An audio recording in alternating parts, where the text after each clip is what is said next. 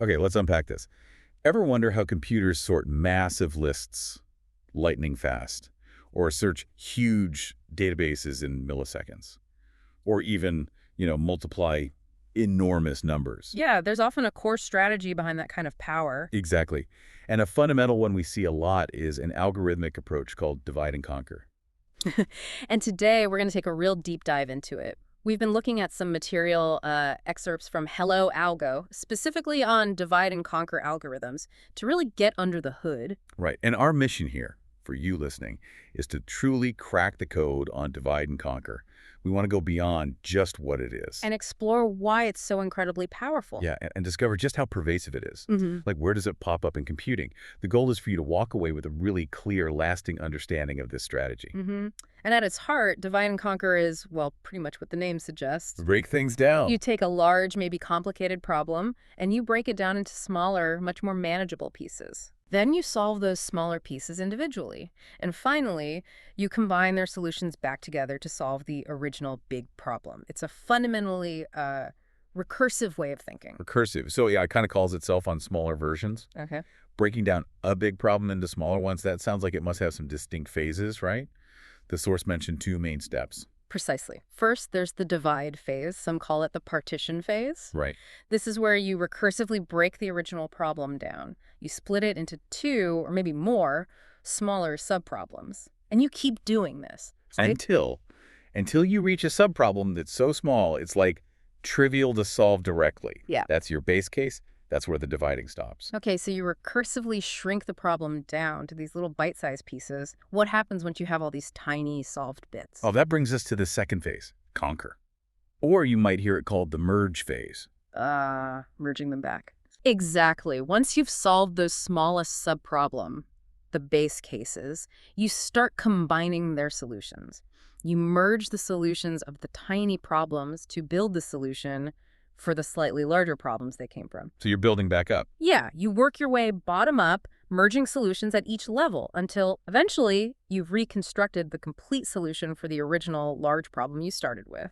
That recursive breakdown and then the sort of bottom-up rebuilding, it sounds, I don't know, quite elegant. Yes. The source uses merge sort as a classic example to show this off. Mm. How does merge sort actually demonstrate these two phases? Merge sort is, yeah, a perfect illustration. Let's say you have an array of numbers you want to sort. Okay. The divide step involves recursively splitting that array right down the middle. You take the array, split it in half. Then you take those halves, split them in half. Keep going. You keep splitting each resulting subarray until you're left with a whole bunch of tiny subarrays, each containing just a single element. And a single element is already sorted, right? By definition, that's our simplest subproblem, the base case. It's already conquered.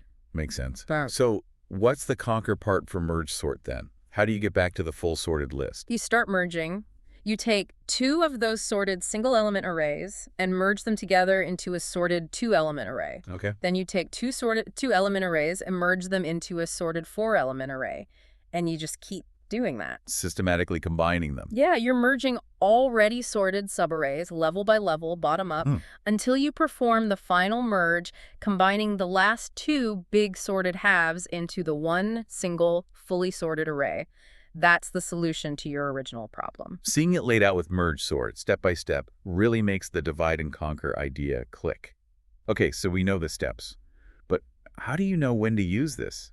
How do you look at a new problem and decide, divide and conquer is the way to go here? That's a great question. The source gives us some pretty clear criteria, usually three key things to look for. What's the first one? First, the problem has to be breakable into smaller versions of itself. This sounds a bit obvious, maybe. Yeah. But the key is that the smaller subproblems must be structurally similar to the original. They have to be the same kind of problem, just smaller. Why is that similarity so important? Because that's what lets you apply the same algorithm recursively. You use the same logic on the big problem and on all the little subproblems. Right, reuse the same process.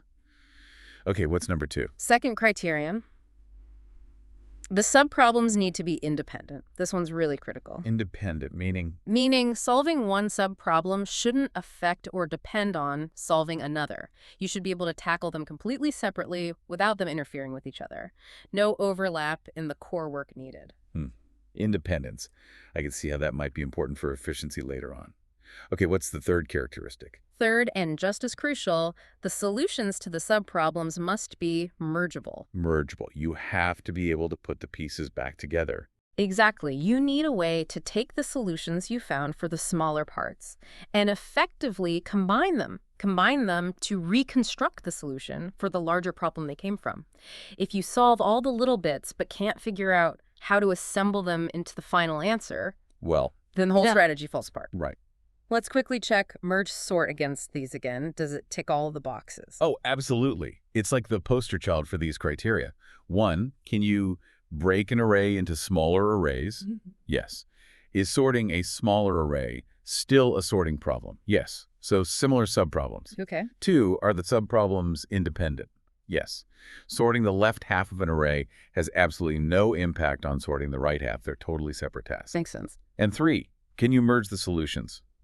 Definitely. There's a well-defined process to take two already sorted subarrays and merge them into one larger sorted array. So yeah, merge sort fits perfectly. It really shows when divide and conquer is a natural fit. Okay, so we've covered what divide and conquer is, the two phases, and how to identify if a problem is a good candidate using those three criteria. Now let's get to the million-dollar question, really, that the source addresses. Why it's actually faster. Exactly. Why does this approach, breaking things down, solving parts, combining them, why is that often so much more efficient? Why is it faster than just, tackling the whole thing head on? Yeah, that's where the magic really happens. And the source points to two main drivers for these efficiency gains. Okay, what are they? First is the optimization of the operation count, just doing fewer total steps. And the second is optimization through parallel computation. Let's dig into the operation count first. The source uses a comparison, right? Even with just one split, comparing to something basic like bubble sort. Right, so think about a simple algorithm like bubble sort. Its performance is roughly O(n)s. It takes about n squared operations to sort an item. Which gets slow fast as n gets bigger. Exactly. Quadratically slow. Now imagine, just for illustration, performing only one single split. Divide the array in the middle. That split itself takes some time, maybe linear time. Okay. Then you sort the two halves independently. Let's stick with bubble sort for this example. Sorting each half takes about operations, since you have two halves. That's well for sorting both halves. Correct. And then finally, maybe merging them back takes another step. So adding those up, the total operations for this one split approach are roughly O plus O and 2 times 2 plus O. Which simplifies doing a bit of algebra to something like ON22 plus 2n. Okay, O and 22 plus 2n versus the original, how do they compare? Well, the source asks the key question. Is the original n2 actually greater than this new total n22 plus 2n? Is doing the split better? And doing the math on that inequality, it works out, the source shows, if n4 is greater than 0.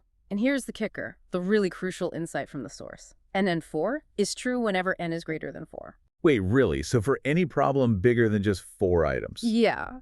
For any problem size greater than 4, this analysis shows that even doing just one split and then sorting the halves separately using the exact same potentially inefficient algorithm like bubble sort Requires fewer total operations than just sorting the whole thing at once. Yes. That's the surprising power. Just the act of dividing it reduces the total work, even if the per-piece work isn't super optimized. Wow. That's really counterintuitive but powerful. The structure helps, even if the pieces are handled inefficiently. It really is. And the source points out this is just with one split. If you apply this division recursively, like merge sort or quicksort do, Then the gains multiply. dramatically, you go from that slow complexity down to a much, much faster slog. That's a huge difference for large data sets. And for some problems, like bucket sort on the right kind of data, the source mentions dividing into many partitions can get you even closer to linear time, like ON plus K. So yeah, a massive part of the efficiency is just fundamentally reducing the total computational work needed, especially as problems scale up. That makes a lot of sense, reducing the total work. Okay, and the second reason for efficiency you mentioned was parallel computation. Right. And this ties directly back to that second criterion we talked about, independent subproblems. Because they don't interfere with each other. Exactly. Because the smaller problems you create in the divide phase don't depend on each other, you can actually solve them at the same time, simultaneously. So if you have a computer with multiple cores, multiple processors, You can assign different subproblems to different cores. Core 1 works on this piece, Core 2 works on that piece, all happening concurrently. which drastically cuts down the real-world time it takes to get the final answer. Absolutely. It lets you fully leverage the parallel processing power that modern hardware offers. The source uses bucket sort, as an example again here. How so? Well, after you distribute all the elements into different buckets, that's your divide step. Sorting the items within each bucket is an independent task. Right. So you could assign each bucket to a different processor or core. They all sort their own little bucket simultaneously. That's parallel conquering. And then you just combine the sorted buckets at the end. Yeah, concatenate them. The overall sorting time becomes much, much faster than if one processor had to sort everything one bucket after another. So it's like a 1-2 punch for efficiency. Mm-hmm. You restructure the problem to fundamentally do less work overall. Mm-hmm. And you structure it so that the work you do have can be done in parallel. Precisely. That combination is what makes divide and conquer such a powerful tool for performance. Okay, given this power, it must show up all over the place in computer science. The source listed quite a few applications, didn't it? It really is, as the source puts it, a subtly pervasive idea once you start looking for it. It's fundamental to solving many classic algorithm problems directly. Like what? Give us some examples. Okay, think about finding the closest pair of points. If you have thousands of points scattered on a 2D plane, finding the two closest ones. Seems tricky. Divide and conquer helps. You can divide the points by a vertical line, recursively find the closest pair in the left half, find the closest pair in the right half. And then the tricky part is checking pairs near the dividing line. Exactly. But that check can be done efficiently too. It breaks the problem down nicely. What about, you mentioned huge numbers earlier. Right. Multiplying very large integers. There's the Kuratsuba algorithm. Or multiplying large matrices, Strassen's algorithm. Both use divide and conquer to break down these big arithmetic tasks into smaller, manageable multiplications, and then cleverly combine the results. Huh. Okay. Any others? The classic Tower of Hanoi puzzle is a beautiful recursive example. And even problems like counting inversion pairs in a sequence, basically, pairs that are out of order can be solved efficiently using a method that borrows heavily from the merge sort structure. So it solves specific named problems, but it's also more fundamental, like baked into common algorithms and data structures. Absolutely. That's where it becomes almost invisible because it's so foundational. Binary search is a perfect example. How so? Every step of binary search, you divide the search space in half. You look at the middle element, decide if your target is in the left half or the right half, and discard the other half. That's pure divide and conquer applied to searching. Right. You divide the problem, the Yeah. search space, Yeah. and conquer by solving the smaller problem recursively. Exactly. And we've already talked a lot about sorting, merge sort, obviously, and quicksort. Quicksort works a bit differently by partitioning the array around a pivot element first, then recursively sorting the parts smaller and larger than the pivot. Still divide and conquer. And bucket sort, you mentioned that for parallelization. Yep. Distribute into buckets, divide, sort buckets, conquer, potentially in parallel, combine, merge. What about data structures themselves? Does it show up there? Oh, heavily. Think about trees. Binary search trees, AVL trees, red-black trees, B trees, B-plus trees, all those balanced tree structures. Yeah, they use it. Their core operations, searching for a value, inserting a new value, deleting a value, almost always follow a divide and conquer pattern. When you search, you compare at the current node and decide whether to go down the left child subtree or the right child subtree. You're dividing the problem space with each step down the tree. Precisely. You recursively solve the problem in a smaller subtree until you find the node or hit a leaf, your base case. That makes sense. Any others? You Yeah. mentioned heaps and hash tables briefly. Yeah, with heaps, operations like building the heap, heapify, or fixing the heap after an insertion or deletion often involve recursively dealing with subheaps. It's an implicit divide and conquer structure. And hash tables, well, the basic idea isn't really divide and conquer. But if you have a lot of collisions in one slot, some strategies use, say, a balanced tree like a red-black tree to store all the collided items. Ah, so searching within that collision chain would then use the tree's divide and conquer search. Exactly. So it creeps in indirectly, even there in some advanced implementations. Wow. It really is everywhere when you start to look. That source description, subtly pervasive algorithmic idea, feels spot on. It's truly foundational stuff. It really is. So wrapping up our deep dive here, We've really unpacked divide and conquer, haven't we? We saw what it is, that elegant two-step of recursively dividing problems. And merging the solutions back up from the bottom. Yeah. And we looked at how to identify good candidate problems using those three criteria, Yeah. breakable into similar subproblems, So subproblems being independent. and crucially, their solutions being mergeable. Right. And we dug into why it's often so much faster. That a fascinating insight about reducing total operations even with just one split. And how recursive splitting leads to much better complexity, like a when. Plus, the huge advantage of parallel processing that comes from those independent subproblems. And finally, we just saw how incredibly widespread it is, from specific algorithms like Karatsuba multiplication or finding closest pairs, To the absolute bedrock methods like binary search, quicksort, merge sort. and even embedded in the way fundamental data structures like trees and heaps operate. It's amazing how this one core strategy unlocks so much computational power and efficiency. It really underscores how breaking down complexity, managing it in smaller pieces, is often the key to solving really big challenges effectively. So here's a thought to leave you with. We've seen how powerful divide and conquer is for computers.